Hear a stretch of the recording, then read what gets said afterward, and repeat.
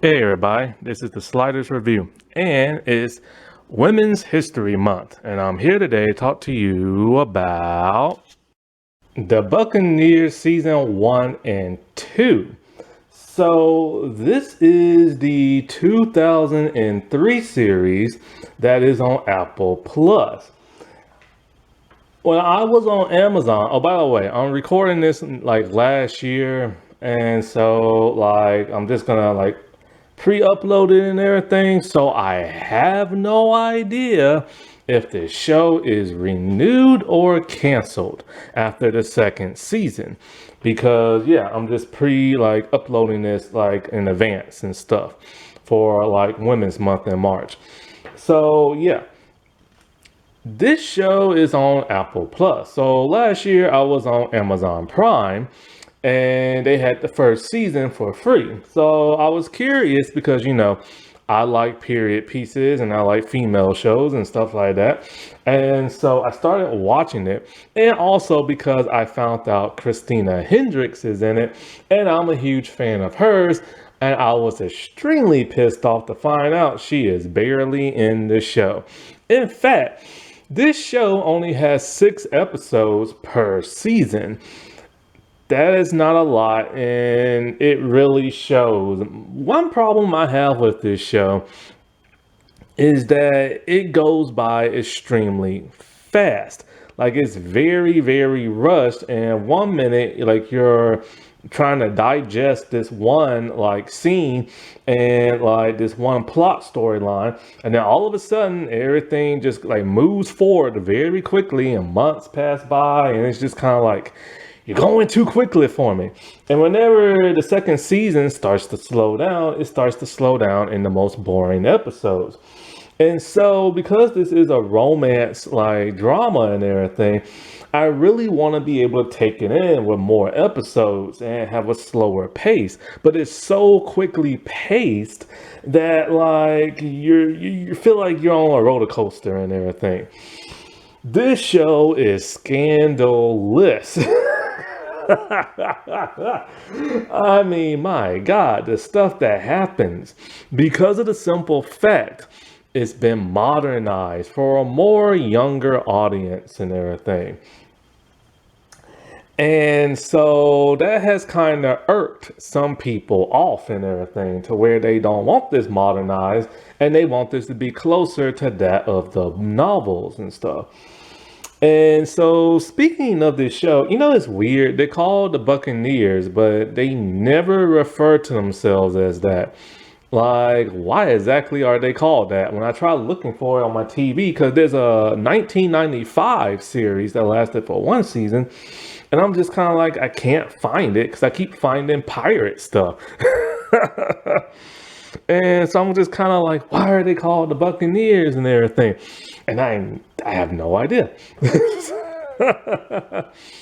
So with this being on Apple Plus, Apple Plus isn't that much, but I really don't watch nothing on Apple Plus. I like Dickinson, but that's about it. And so like, and it kind of reminds me a little bit of that, but not really. It reminds me of that because of the modernism of it. And like I said before, I'll get into that because the modernism just really bugs me and stuff. Like it drives me like insane in some aspects of it.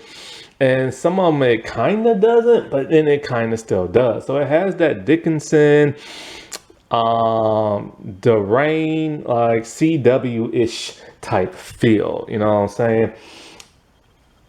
But like, it's interesting they took a more scandalous and saucy approach with this series because it's not really all like that in the novel. But like I said before, this was meant to like entice people and make them feel like, I'm used to seeing this in other shows and, and stuff like that. And so they just gave it a more contemporary feel to it, which is interesting because the 95 series did the same thing, adding in tropes like, sensationalism and made one character gay and, and like other stuff. And people did not like that back in 1995. They wanted to be closer to that of the novel, but, it just wasn't. So with this taking a more like, completely different take on it. Like they took some liberties on this show. So it made me wonder how people are gonna feel about this. So, I do what I normally do. I go online, I go to YouTube, I go to Reddit just to see what people are saying, and also Amazon Books, just to kind of see if people are trying to compare the book to the television series. Plus, because I never read the novel, because I didn't even know this was based on a novel at first. I just assumed it was just its own IP and everything. But I was very shocked and surprised to find out that, this was written back in like the late like 19th century and stuff. And like, oh no, maybe yeah, no, maybe it was written in the early 20th century, probably, because she died in the 1900s, the author and everything. Because in fact, this book is written by that of Edith Wharton. And so the setting of this is 1870. This was around the time Edith was like a teenager, but she wrote this as an adult. And so, like, I think it came out in 1939 or 1937, something like that. Or that's around the time she died, because she died and never completed the book. And so that really sucks when the author can't complete their work because they passed away. And I've watched two television series that where, they're based on books written by people and the author dies and it was never completed. And you can always tell when they start to deviate from like source material and when the modern day writers start to do their own flair to it. But the interesting thing about this book that it actually was completed, I believe, in 1993 or something like that, because there was like, a manuscript and everything, and the person that was completed, they said they like followed the notes like exactly, but people was not interested in the changes that was made towards like the end and stuff like that. And then every time somebody makes a show out of it, they change things even more. The thing about Edith Wharton is that apparently, like, a lot of her works are very traumatic. They're not necessarily end in tragedy, but there's never really a happy ending. There's never like holding hands, riding off into the sunset, like nothing like that. But then at times, like in the 1995 series, they did that, and people were like, not my book and everything. In fact, I believe the other writer name was Marion Main Warren or something like that, who completed it in 1993, and people just was not happy. They just wasn't happy at all with how she decided to like, in the book and stuff like that. And so in 1995, the BBC decided to like make like a show based on the book, and then they started to change like the ending. I think her name is Maggie Vade Way or something like that. I can't really remember her name, but she's the one who was accused of making, the show too modern, too much sensationalism and stuff like that, making like the Duke like a gay character and stuff like that. And people was just not feeling that in 1995. Not ironically, the 1995 series also had 6 episodes. So I guess that's kind of like the traditional mark for like this show. But I still feel if you're gonna take liberties, if you're gonna expand on the characters and stuff like that, you need more episodes, because you can tell all the typical teen drama tropes and romantic tropes and all this other stuff and like this newer show, and like it just needs room to breathe. The show is created by Catherine Jakeways, and it's weird. Like, there are 6 episodes per season, but it literally took 2 years for the second season to come out. I don't understand why, because there's no CGI in this show. Maybe there was a writer's strike, but I can't remember exactly what year the writer's strike took place. From what I've researched and everything, like, the main book follows that of Nam. It's all about her perspective and everything like that. And other characters tend to be secondary and not really expanded upon. So the show decided, and the 1995 show decided, hey, let's kind of like expand on this a little bit more. So one thing they did was like say the character of Mabel, who's not really in the book all that much. She's more like a secondary character. They really, really changed her character around. And so like like they put her in a lesbian relationship. So I'm wondering, they put the Duke in a gay relationship in the 1995 show, and then Mabel in like a lesbian relationship, and they didn't like it in 95. Now, of course, we know why they didn't like it in 95, because it was different times back then. And yeah, things are a little bit better now. Well, they was until recently and everything. With what's going on with the government and stuff like that. But like, so it makes me wonder how people are gonna feel about that. And so when it comes to like the bold changes that they made and everything, here's my gripe with the changes they made. The costumes. A lot of these like dresses they wear in this show were not invented back in the day and did not look like this. That what reminds me of Rain. Like, they modernized the dresses. Now in Rain, hey, look, it was a vibe. You know what I'm saying? So I was digging that. Plus, I didn't really take period pieces all that serious back then because I grew up on Xena and Hercules. So if they could take liberties with the show, I didn't care about Rain. It wasn't until years later when I started doing research and started liking period pieces more. Then I started to be like, you know what? I just don't like those outfits. Another thing is the hair. Now, I've watched enough period pieces to know for a simple fact, if you're a young girl, a teenager, you can wear your hair down and some type of like, I don't know, girly down fashion. I don't know no girls' hairstyles. Pigtails, ponytails, whatever that thing they pull back and the hair is flowing. I don't know what that's called.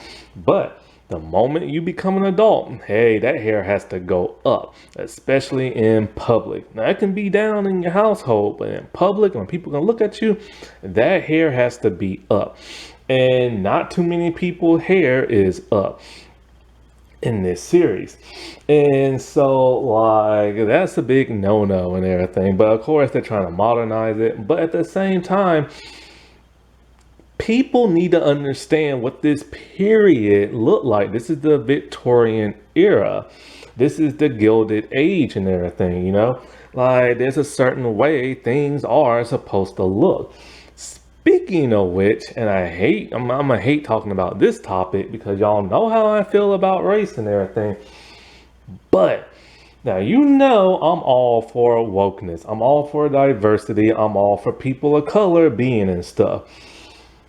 And in this show, you see multiple races just walking around town freely and dressed very fancy. This would not have happened the way it's depicted in the show. Yes, this show is depicted after the Civil War and everything. Yes, black people were free, and yes, black people walked around. But they would not be wearing no fancy clothes like this. They would not be mingling with everybody, getting along with everybody, and wearing fancy clothes and stuff. And having really, really good jobs. If you kind of want to see more of a realistic interpretation of what black people was treated like during this time, then you need to go watch Anne with an E starting in the second season, or you watch Warrior on HBO Max. And so, like, my thing about this is that I've said this before on another show I reviewed about a period piece. If this is like an older fantasy show, like a period piece, right? Like swords and magic and people flying around and witchcraft and stuff like that, then I don't care what race you put in the show because it's a fantasy show and it's made to be unrealistic. But when you make a period piece and your period piece is supposed to be more grounded and more realistic, it's best to try to portray whatever race you have in the show the way they are portrayed, because a lot of people are not taught this in school, and if they are, they're not taught in like depth. So when you watch these period pieces and you start to see all these racists like walking around and interacting with each other and this and that, and you don't see the prejudice and the oppression and stuff like that, then if you're an unaware person or a young person who's very unaware, then you're going to assume what you're seeing in a TV show is 100% accurate.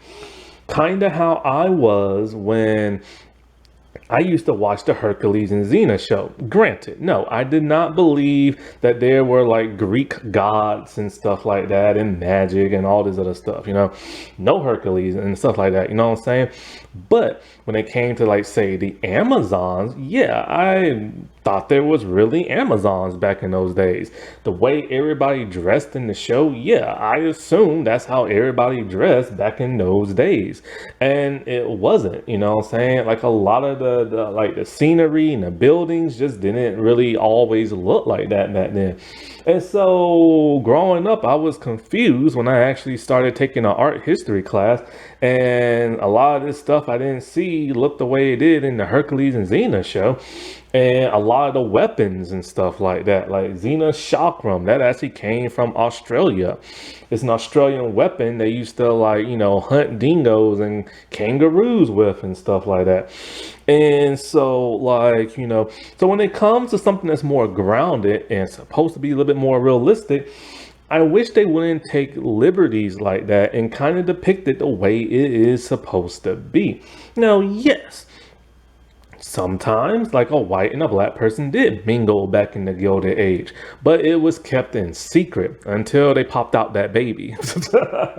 And if you was rich or a politician or somebody with a fancy title, then you can kind of get away with it and everything, because like the problem I also have with this is the same thing with Dickinson. Like in Dickinson, you had this Asian guy who was gay and he was hanging out with all these white people and they knew he was gay. If you was openly gay back in this time, oh, that is a major no-no and everything. And if you got caught, the majority of people would not accept you. Yet in like both these shows, when somebody finds out somebody that way, they're like, oh, that's okay, that's totally cool and everything. Like, I still like you and everything as a friend, and blah, blah, blah. That would not have happened like that. You would have been ostracized, you would have been demonized, you would have said, oh, you're wrong, like, all this other stuff. You know what I'm saying? And you don't see that in shows like this. Also, with the Asian gay dude, it's kind of like, okay, he walks around freely and does what he wants, but then yet, all the black people in Dickinson are treated like realistic black people of this time. They're free, but they're looked down upon. People don't want to be around them, and people just don't want to associate with them. So then I was just kind of like, what the heck? So you can have progressiveness in one aspect, but then when it comes to the black people, you can't. Like, that doesn't make no sense. And a lot of Asian people was not treated very kindly around this time. This was the 1800s. Go watch the show Warrior if you really, truly, 100% want to know how Asian people in Chinese Pacific was treated around this time. They was treated horribly and everything. And so, like, whatchamacallem. So it didn't make sense for the Asian dude just to walk around all freely and hang out with white folks, but then all the black people look down upon him like, ew, get away from me and everything. Like, that didn't make no sense. And so when a show like this does that, and it kind of does that a little bit in this show with Kachita, because I'm pretty sure she's been race bent in this show. Like every other depiction I've read about her seems to be white. And so she marries this white dude and his family just does not accept her. But they have to because they need her money. And so like her husband keep telling her, you're not going to fit in, you're not going to fit in. And it's just, I'm all like, why? Sorry about that, my camera died. And so I'm like, why won't they accept her? Is it because of the race? Because that don't make no sense. Because I'm seeing about like 5 different races just stroll around the street and everything. So what's going on? Or maybe it's her manners or what? I don't know. But the show doesn't really specifically say. It has to do somewhat with her manners, but I think it might have been they was hinting towards like race and stuff, but I'm not 100% sure. And 'cause I remember somebody said something to Kachita talking about something native, and she said, I'm the original native. So I'm thinking, wait, hold up. She talking about Native Americans? And I'm just kind of like, isn't she black? like black people ain't native to like the North American continent. So I'm just kind of like, what the heck is this show trying to say? And then there is the mannerisms and stuff. It's like Rain. You see them goofing around, acting silly, acting like children and everything, the girls and stuff, but they're adult women. This would not have cut it back in the day because you would not be allowed to prance around like this and everything. You had to act more dignified and have some decorum and everything, you know? So this is very modernized for a very younger, or not younger, but a very modern like audience, you know what I'm saying? And so that's just like some of the, oh, and then there's the modern day music. My God, I hate all of it. It does not fit with this show. Rain did it, but Rain made it work somehow. Here, but then same thing with Dickinson. They have modern music and it just doesn't vibe. Like it doesn't. It really, really does not. Then there are the accents and everything because this show is like American and British accents, right? And so a lot of, at least two of the American accents sound like Valley Girls and stuff. I'm just kind of like, I can't get their voices out my head. Like, you shouldn't be sounding like that. Like, what happened to television shows? Back in the day, if you had to sound a certain way because of whatever period you're in, then you're supposed to sound that way. Like, don't talk in your normal voice. You are a celebrity, an actress. Change your voice up so it sounds realistic to whatever show you're in and everything. God, I remember in Dickinson, they used to use like modern day slang. I don't think they use that here, thank God. And stuff. And so, like, I think that's it in terms of like liberties they taking with the modernisms and stuff, because other things they do right, like a woman wanted to divorce her husband. Yes, that did happen. I'm not necessarily sure it happened in the 1800s, but in the 1900s, that was something they was working on, because even the author herself was divorced when she was an adult. Kanam's mother and stuff does want to leave her husband, and he's all like, what would you do and everything, indicating how will you survive, because back in those days a woman had to survive off a man. They was not allowed to have money of their own. They was not allowed to own land. A woman had to stay married, and more importantly, she had to find a husband, even if she liked him or not, because she had to be supported somehow. So I am glad the show touched on that. Um, Something else. Oh, also the whole theme of what this book is supposed to be about, like the show and everything. See, the thing about the show is like based on the book, what it is it's these American girls that go over to Britain to find husbands, and the husbands use these women because they need their money. All of these girls are wealthy. Sorry about that. All of these girls are wealthy, and these men are gonna prey on that and everything because Britain was like going through a hard time financially and stuff, and they relied on Americans to like support them, and the best way to do that was to marry them. Yes, this did happen during that period in time in real life.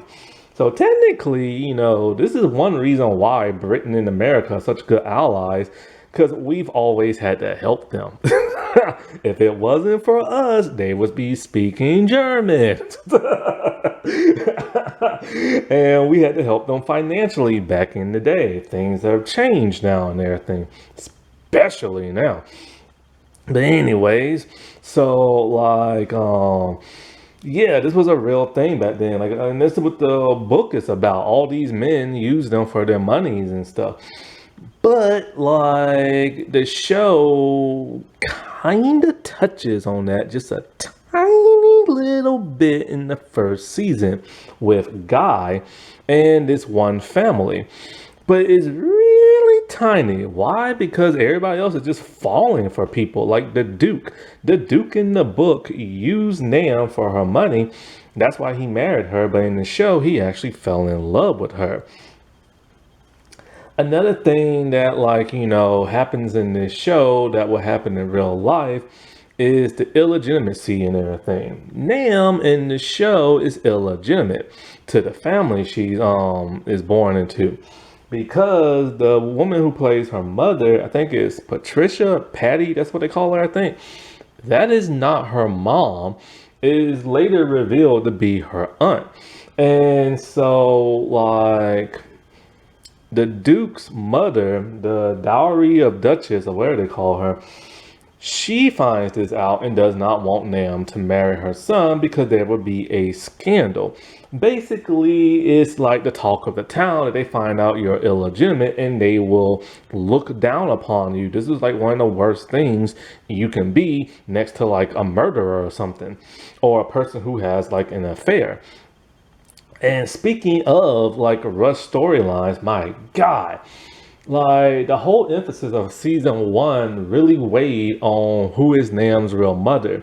It's revealed in the first episode of season two, but it's completely rushed and then completely glossed over. They never mention it again. So I'm thinking to myself, what the heck? Her mother has finally been revealed. They meet, they talk. Nam has no idea who her real mother is, and then it's never brought up again. What the heck kind of writing is that? And this is the problem I'm having with this show, because the storylines go at a fast pace and everything, and then some storylines get completely dropped. Others, and then there are some storylines that kind of get the short end of the stick. Like in the first season, it's all about Nam, and it's also about like Jenny and Lizzie and stuff like that.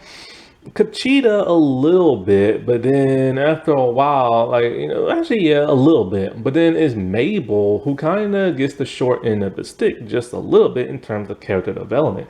Then you get into season two, and then all of a sudden it's about Nam again, and mostly, which one is that one? Lizzie. And once again, Mabel kind of gets the short end of the stick with no real character development. Mabel is basically the same person she was in season one, with no strong character development in season two, where some of the other characters do. And then Kachita just like almost completely sidelined in season two. They give her a weird storyline that doesn't go nowhere at all. And then there is Miss Tess Valley. Apparently, she's a big deal in the book. Like a really, really, really big deal in the book. She's the governess and everything. She goes on over there to like England with the girls. And when I watched this show, I was so confused. I didn't understand what the purpose of Miss Tess Valley was supposed to be about. Like, I'm all like, who the heck is this woman? Is she one of the mothers? And I'm just like overlooking it. Is she like an aunt? And I'm just like overlooking it. Why is she over there? Then they put her in a very scandalous role and write her out of season one and never mention again in season two. And then it's kind of like the events that surrounded her in season one, and this one character, I think his name is James, I can't remember, Robert, I think it's Robert, no, Richard, I think it's Richard, I can't remember which guy is which. I have to go back and look when I go back online. But like, there was a scandal involved with them, and it's kind of like what happened in season one with them did not trickle over into season 2. It was completely dropped. I think this is because fans were probably pissed with how they wrote her, and it's all like, we don't like this. So they're like, all right, just forget it happened. Kind of like in Riverdale with that female teacher that hooked up with Archie. They made sure they nipped that in the butt fast by season 2. So yeah, this show takes a lot of liberties. I think it's a pretty okay show. You know what I'm saying? Like there are some tropes in here you'll like and are pleasant to see, but like I said before, it kind of rushes things and they always try to leave off on this massive cliffhanger where they're trying to get picked up for another season.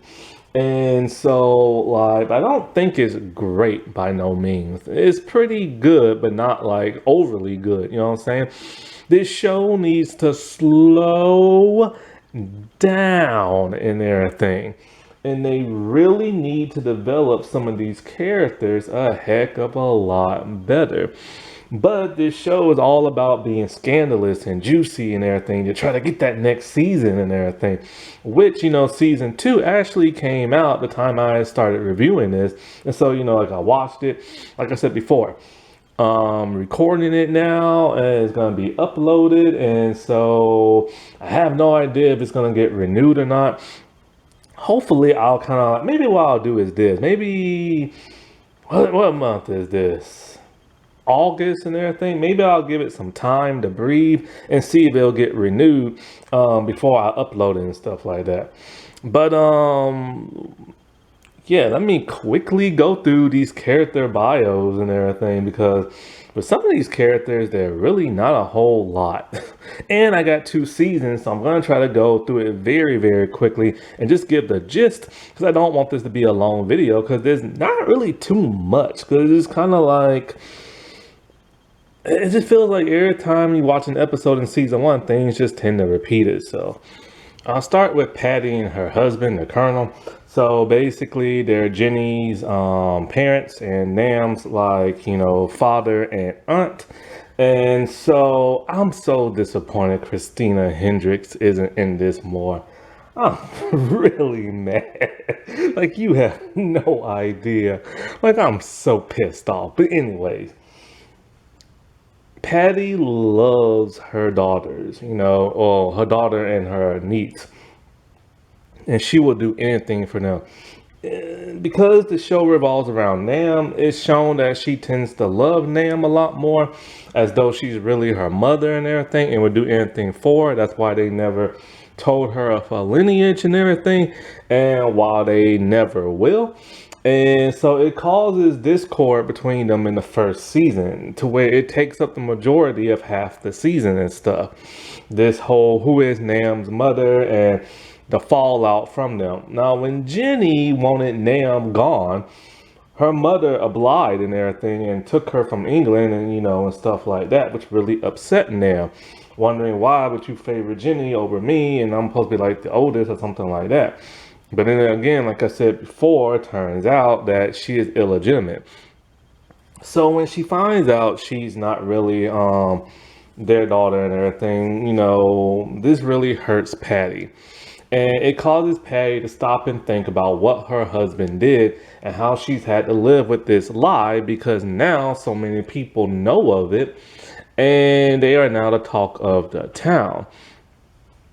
This is not something you want in the 1800s.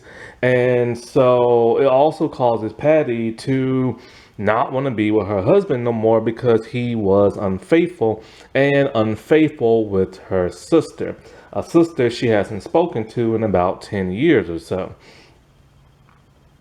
She contemplates wanting to leave this and that, and only for him to shut that down and everything. Because, he tells her, what would you do? How will you survive? Because, once again, a woman's not allowed to own anything. They're not even allowed to have their own money. And so, by the end of the season, the sister does come around and everything. And so they have a big disagreement and everything and tell them not to tell Nam. And so, it's finally to the point where Patty's all like, you know what? It's time for me to patch things up with my sister. It's time for me to reconcile with my niece. And so it's time for me to leave my husband. After that, she's no longer seen in season 2. It's literally the first episode and she's gone after that. But the show does make it seem like she cares more about Nam than she cares about Jenny. Jenny is going through a lot this season, and her mother is unaware of all this stuff. And once again, it's that short episode list and fast paced writing. Richard and James' parents. They're not really shown that much, but whenever they are shown, they're shown to be snooty, like parents who don't like Americans and don't like Kachita. And so they just feel like Kachita just not good enough for them and will never fit in and this and that, despite them needing her money. But that's not really addressed that much in the show. And so like they just completely disapprove of her and they're really nasty and mean. And we still don't know exactly what it is they disapprove of. Is it race? Is it her manners? We really truly don't know.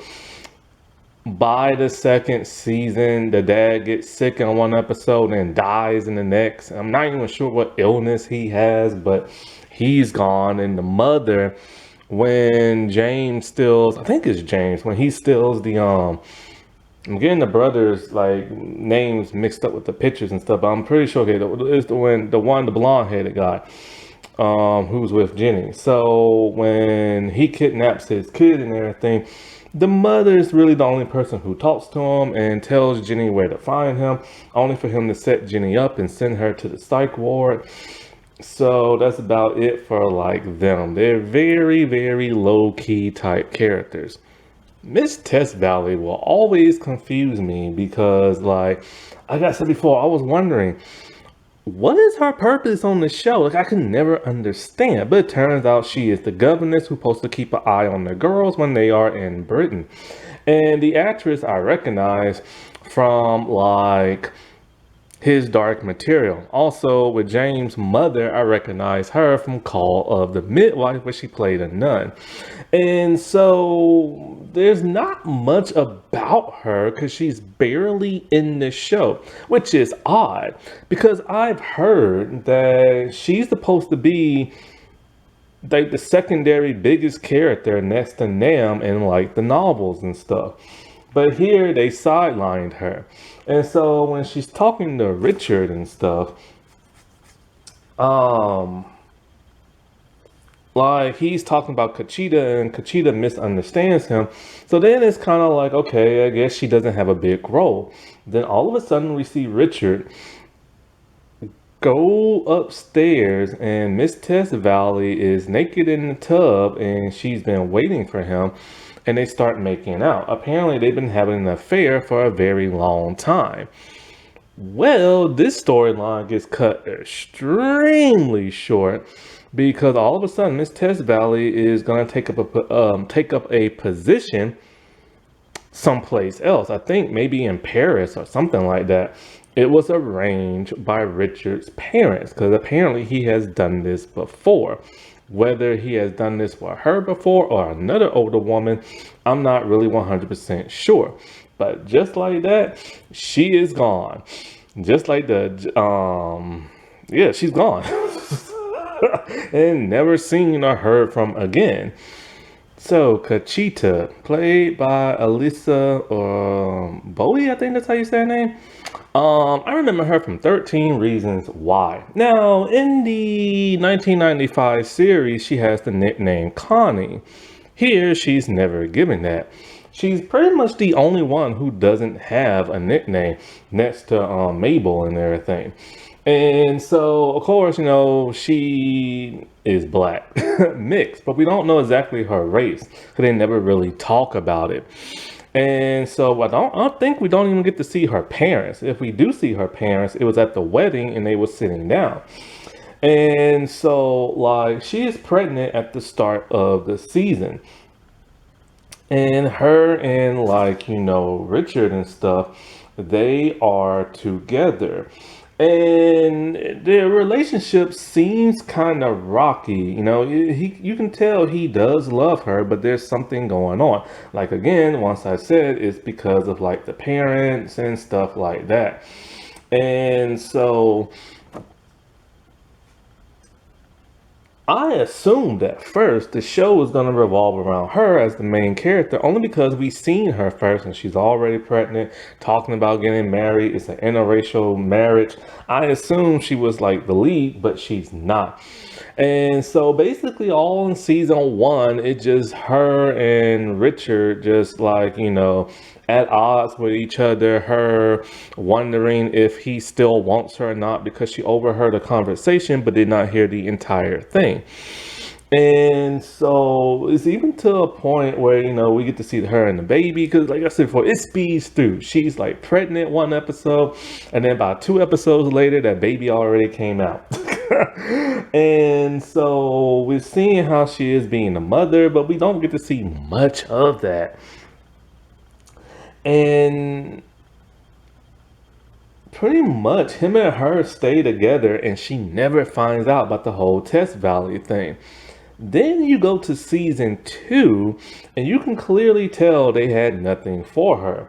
So much, in fact, that she met this other couple, a black woman and her biracial daughter, and it has something to do with fashion. And so all of a sudden, now this new girl, Cora, she's an American and she has to find a suitor over in Britain. So Kachita tries to help her. And Cora is very stuck up, very rude, very snobby, has no manners and stuff like that. And so you're wondering where exactly is this storyline gonna go, especially when she starts checking out Richard and everything. I assume Richard was gonna like get with her, but no. Nothing comes of this whatsoever. She disappears very quickly after she is introduced in season two. Richard, because apparently Kachita's storyline is completely over after the whole Cora thing. So Richard, like I said before, married to Kachita, has a kid, loves her. Season two, he's a completely different person. He is all for Kachita. They have no problems and stuff. But then there is a problem with James. They have to get the baby back because he kidnapped her and held Jenny against her will. So he's trying to talk to his brother, and they're remembering the good old times they used to have. But James is going so crazy in the head that he pulls a gun on everybody. Once Jenny is able to escape, him and his brother talk, they scuffle for a little bit, and then we hear a gunshot. We see Jenny outside hiding behind a tree, and she thinks, oh, well, James must be dead and everything. Goes back inside to see is Richard dying in a pool of his own blood. And James is just there beside himself. So she takes off. And just like that, Richard is now dead. And it's just kind of like Kachita doesn't know just yet, but Jenny will go to tell her, off screen and everything. And it's just like, this character, like, it's hard to root for him because in the first season he was horrible to his wife by cheating on her. Then this season they redeemed him only to kill him off and everything. I don't get this story. I get it. They want to be thrilling and suspenseful, but you have to earn that, and this show doesn't earn that. Mabel or Maribel. I think it's Mabel. I can't remember. But she is played by trans actress Josie Tota. And I remember Josie when she used to be a dude because I forget the name she was born with. But I remember first seeing her on Two Broke Girls. And then I remember seeing her on Jessie playing Stewart. And I know she was in Saved by the Bell, that reboot on Peacock. But she had blonde hair in that. And so, but she has naturally dark brown hair. And so, honest to God, when I saw that name, I'm like, oh, okay, well, where is she at? Like, I'm looking with somebody with blonde hair and I don't see them. That's the last I saw them with blonde hair. But then I'm looking, I'm like, oh, wait, the Mabel character. That's her. honest to God, I could not even tell this was a trans woman and everything. She doesn't look like a trans woman. She doesn't sound like a trans woman. Like, she looks like 100% legit. And so, but there's a reason probably for that. 'Cause I remember back when she used to be a dude, she always kind of had kind of like this flamboyancy, girly exterior to her back when she was a dude, and kind of had a high pitched girly voice. But that was because she was a kid back then. Never heard her as like a teenager or an adult. And her voice even sounds different. Like her voice sounds like a legit woman and stuff. And it's like, because I don't recognize that Stewart voice in her like anymore. And so, like, yeah. Like I'm just kind of like, where is she at? Like I'm just like looking, and I'm like looking because I'm looking for a blonde and everything. And I've seen transgender people before. You can sometimes always kind of tell. Well, like a lot of, well, actually the majority of them you can like tell. There are some you just can't. And so she is one of them and stuff. Now Mabel has the least to do really in this show. Like, she has pretty much the standard LGBT storyline. She's closeted and everything.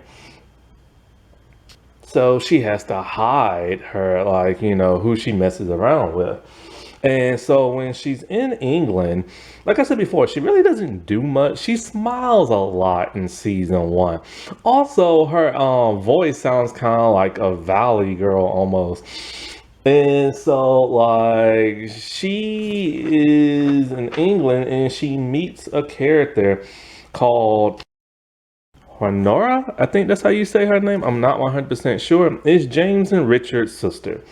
And she is very, like, quiet to herself, read books. She's the seen, not heard type person. And so she actually warns Mabel of like James, but they don't do nothing about it. I just like, my brother's a monster. And it's kind of like, okay, but Mabel doesn't warn nobody and everything.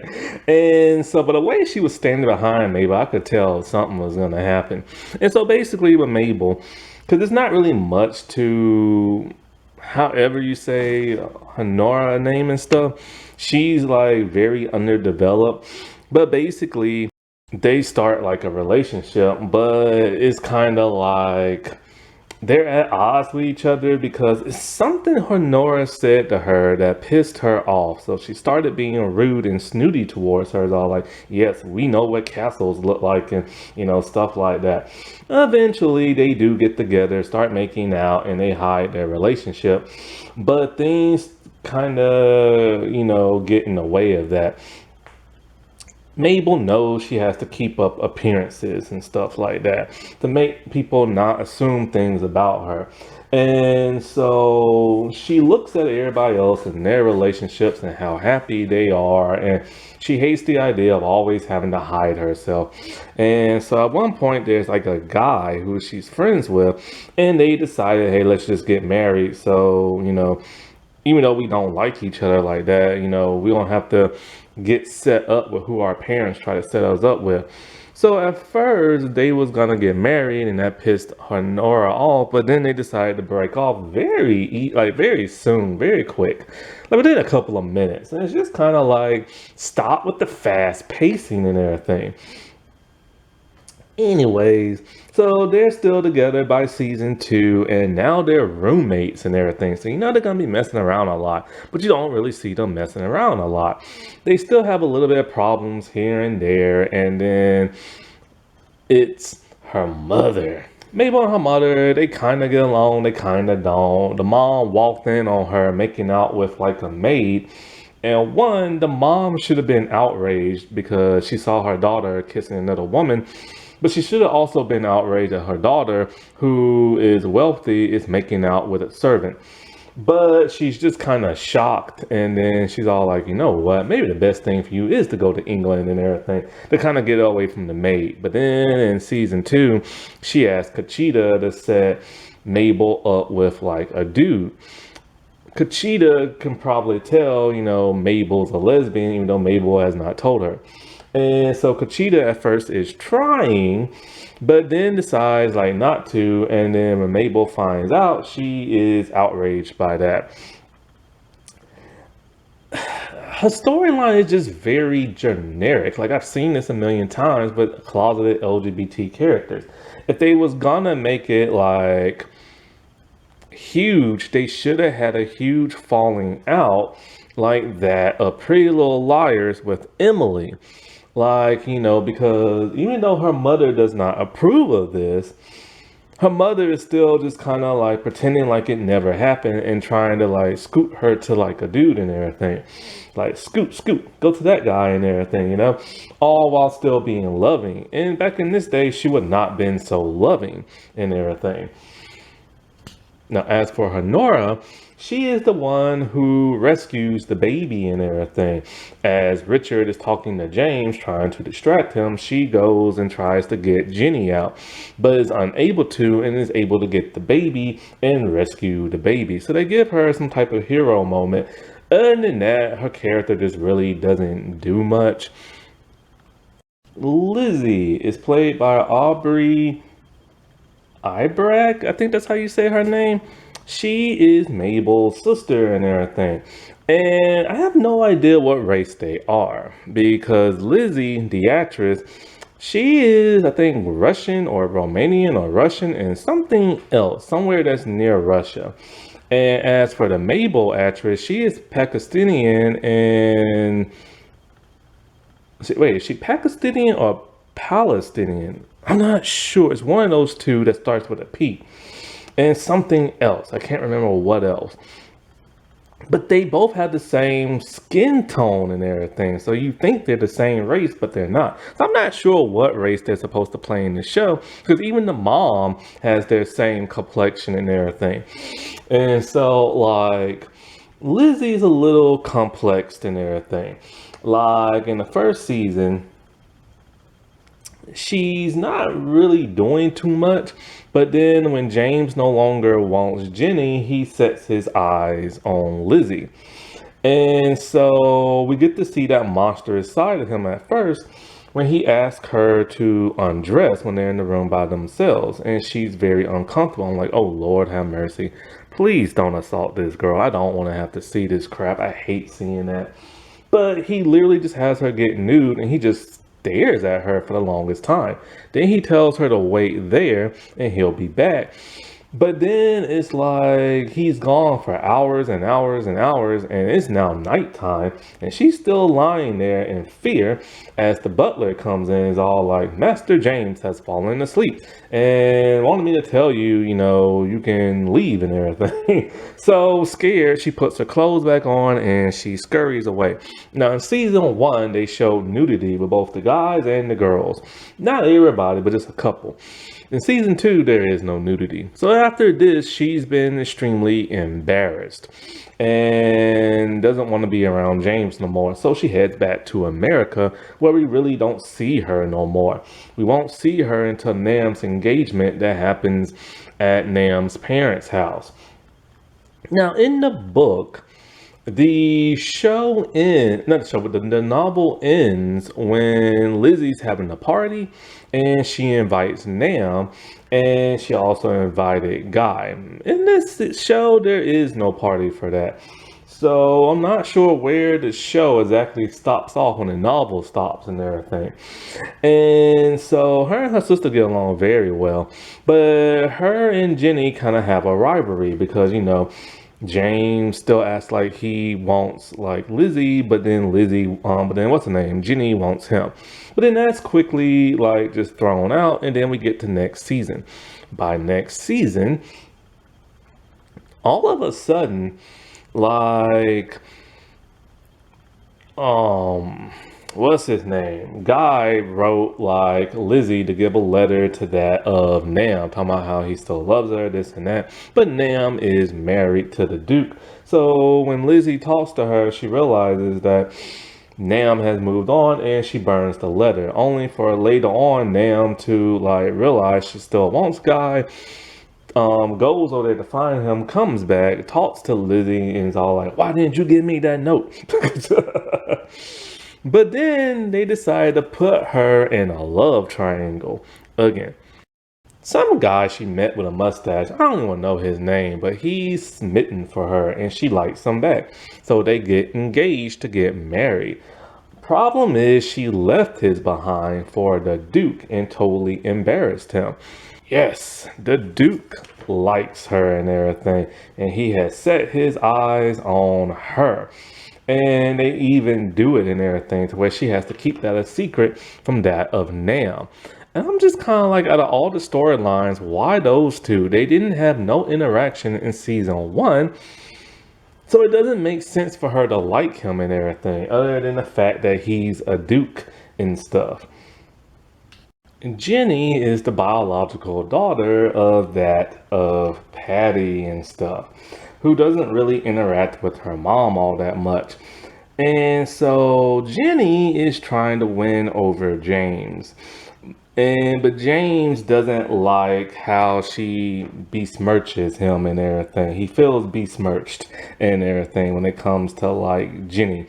And so like I think her name is Imogen Walter, I think that's her name. I'm not 100% sure. But pretty much is like it's not her that's messing up. Like, yeah, her decorum could be a little bit more better, but it's mostly Nam screwing things up for her. Like, Nam and Guy was playing around with Nam's shoe and it fell in a cake, and James just did not like that. And so, because of that, Jenny asked her mom to send Nam back to America, and she obliges. This is what causes a rift between those two. Also, there's a rivalry between her and Lizzie because of James. Eventually, James does want like Jenny when Lizzie no longer wants him, but she quickly finds out he is abusive. He's verbally and physically abusive, grabbing her by the arm, smacking her, stuff like that.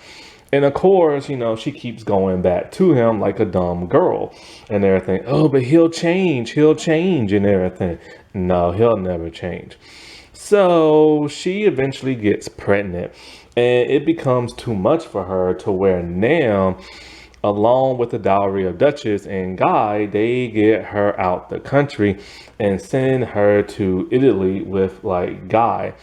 So at the end, they flee. While they are in Italy and everything, they have to pretend to be husband and wife, and that is their child.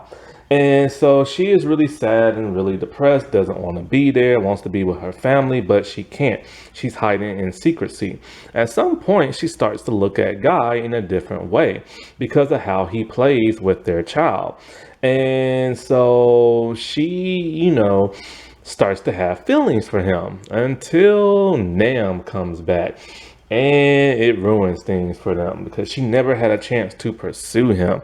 And Nam can see, there's something going on with Jenny with the way she looks at Guy and stuff.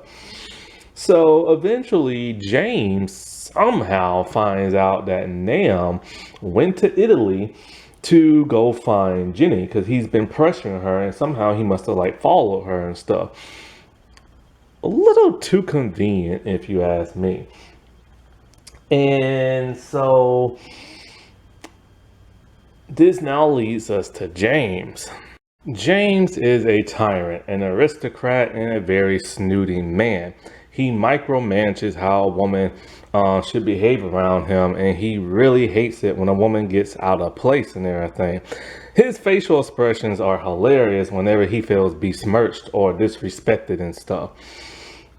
His family never really seems to do anything about his behavior, which is really odd. And so, that's back in the old days, and that's how men used to act. So, like I said before, he manipulates women and abuses them mentally, verbally, and physically and everything. And so, like, in season one, he abuses Jenny, only for her to flee and everything. And he is demanding from Nam to, like, bring him back his wife and this and that. To where he went to the newspapers and wrote bad stuff about her. And hopefully somebody will find her. Hopefully somebody will find her and stuff like that. Somehow he tracks Nam to find that of, like, Jenny. I don't know how, but he does. And when he finds her, he's acting all nice and all like, I've changed and everything. I have a hotel here, come and visit me, blah, blah, blah, blah, blah. They talk a little bit. And at first she thinks she's going to go back with him, and she's kind of contemplating it a little bit. But when she goes back and talks to Guy, it's certain that she can't stay with him and they can't stay there.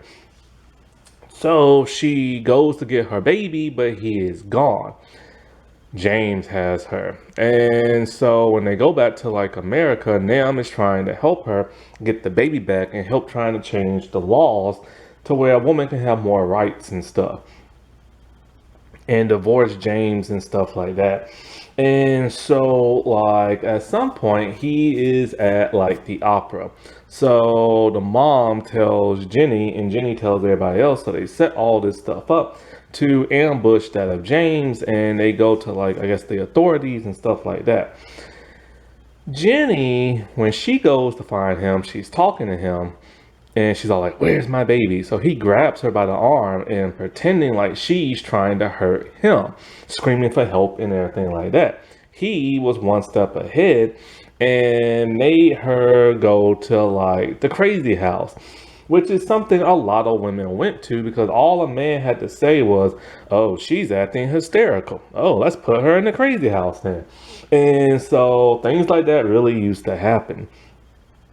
So she's freaking out, she's screaming, she's hollering, all this and that. When he goes to visit her, he makes it to where nobody can see her, only him. Even Nam, the Duchess, is unable to see her. And so when he's all like, if you behave and everything, I'll let you see your child. And she starts to behave and all like, we came to visit you. There's your child. Look through the window. And then there's the mother and holding the baby and looking at them, and then gets back in the carriage. And of course, it's kind of like, no, she wants to physically see him and be with him. But he's all like, well, there's the window and everything. You can look at your child. So eventually she caves and goes back with him to be his, basically like his slave wife or whatever. So by that time, nobody knows where they're at, but then they eventually find out that they are back at his place. This is when Richard and Honora tried to set it up to where they can get the baby back. And it starts to work. He's talking to his brother, they're reminiscing about good times. And then all of a sudden he wants to know where his sister at because she's taking too long, and realizes what happens. When he sees Jenny trying to make an escape, he pulls a gun on them. And he has completely lost it and everything. And it's kind of like, what would make him go to this, like, drastic state? We know he's controlling. We know he really does not love her. So what the heck is it? You know what I'm saying? And I guess he doesn't want people to find out about him, because then again, he does care about appearances. So, like I said before, he ends up shooting Richard, and he's just sitting there beside himself because originally he had pulled the gun on himself, but they Richard talked him out of it and stuff. The dowry of Duchess. So she is Theo's mother, and she does not like Nam when she finds out Nam is illegitimate. She knows that this would be a scandal, and she doesn't want that for her son. But her son does not care and wants Nam anyway. So at some point, when the whole Jenny and James situation come about, she agrees to help Nam under one condition. Since her son is so much in love with her and everything, she must never see Guy again. She must be with that of Theo. She must marry him and help, like, so he doesn't get, like, embarrassed. And she will protect Jenny by putting her in another country and this and that. And she does that. When the ruse is up and Theo finds out, he banishes both her and Nam. So now she's off on her own, living in one of her houses and stuff. And he legit just does not want nothing to do with his mother, and she doesn't see him no more after a couple of episodes in season 2. After that, an old flame comes around that she was once in love with, and he was once in love with her. So now she has a romantic interest and stuff, and they start to see where things can go. Guy. Guy, I'm pretty sure has been race bent in this show. Anyways, when we first see him, he's just constantly flirting with Nam in season 1. And those two have a cute little playful like banter with each other. Then we find out from his father he's just using Nam for money because his mother is dying and they need financial help, which is what this show is supposed to be about. Men using women for their money and stuff, or English men, I should say. But he eventually falls in love with her. When he finds out she is illegitimate, he just like straight up leaves, and she is heartbroken by that. And then that's when she met Theo. What she doesn't know is that Theo and Guy are like best friends. So it's complicated, and she's trying to keep everything like on the down low and everything. At some point in time, when she's in America with Theo for their engagement party, he gets drunk and write her a love letter and stuff, talking about how he loves her and misses her, stuff like that. And so he sends it off, and we get the little courier dude with the telegram, and he's trying to find the house and give it to her. And eventually Theo finds the letter at some point and reads it and finds out what happened between those two before he ever met Nam. So this causes a rift between him and her, and both of them and stuff. And they all so it's like this big love triangle, right? And so Theo and Guy, they just duke it out, but then eventually they come to their senses and stuff like that. He loves Nam. That is the only woman for him. And they spend the night together before her marriage. But of course, he has to go with Jenny to protect her. While in season 2, when he's with Jenny, he's really acting like a father and everything. But his heart is broken. He just wants to be with that of like Nam and everything. And so there's a woman, I forget her name. I honestly can't even remember it. God, I have no idea what this girl's name is. But she befriends them and everything, and they're all like great friends. But then at some point, like she starts to see Guy with Nam when Nam went to go find him, and she's pissed, like, how can you do this to Jenny and stuff like that. So he confesses what's really going on. When she finds out it's a ruse and he's available, they get drunk and they do it. When they start to do it, they're outside on the pavement, and then somehow they wake up drunk, hungover, and they're naked in the bed. And so at some point when he leaves, she sees that there's a ring now on her finger, which speculates they must have eloped. So Guy must be married now. I can tell you this right here, right now. I bet you anything that did not happen in the book. So when he goes back to like England to be with Nam and with Jenny and stuff like that, they start back up their relationship, only to kind of have it like, be on the rocky side and everything. And so, of course, all this crap is going on with Jenny. Duke Theo of Tentasso, I think it's called. I think they changed it, the name of like the land he's supposed to be in. He is a man who's just an ordinary man who's a duke. And when him and Nam spot each other, because I think he was swimming and he was at the beach and they was at the beach, and they just kicked it off. You know what I'm saying? He's madly in love with her. It was love at first sight. He has no idea she used to be with Guy. So when Guy starts to come back around and everything, and she realized both these two know each other, she knows she is screwed. And so, like I said before, eventually he does find out. Now, unlike the novel and stuff, he's supposed to want her for his money or for her money, but he doesn't. Like instead, he just wants her for pure love. When he finds out she's illegitimate, he does not care. He defies his mother's wishes and marries her anyway.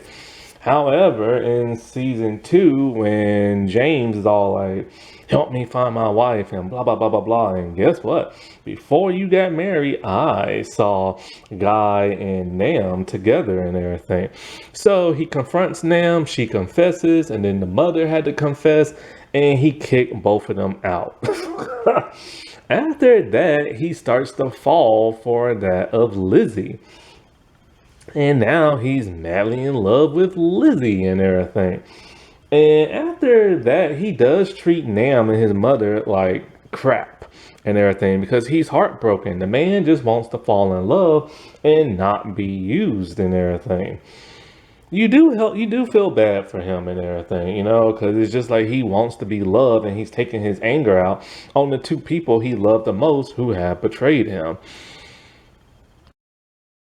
I think her real name is Annabelle, but they call her Nam. And so she is played by Christine Froseth. And so she plays Nam, the main character of the show. She's an innocent, sweet girl who cares about her friends and stuff. But then she falls in love with Guy, and it's the cutest little playful banter flirtation that they have. They're like two kids or like two teens, just like puppy love in it, you know what I'm saying? But she really does have feelings for a Guy. But then her heart is broken when her supposed mother starts to treat her differently and sends her back to America, all because of the wishes of Jenny, only to find out she is illegitimate and does not know who her real mother is. And she doesn't really know how to function after that. Guy left as soon as he found that out, and then later on she found Theo. But the nagging part of season one is she wants to know who her mother is and stuff. She wants to know where she came from, and they won't give her no real good explanation. And then they lie to her in season two. And so I've already told you the whole love triangle between her, Guy, and Theo and stuff. And she does not want to marry Theo, but if she marries him, she will have power.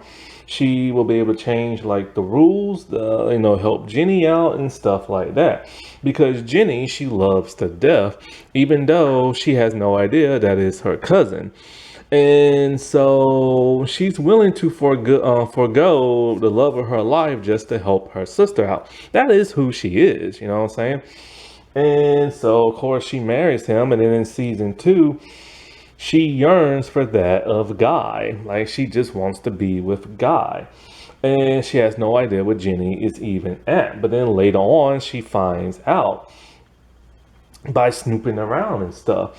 When her and Theo are over, she goes back to Guy and she's as happy as she can be.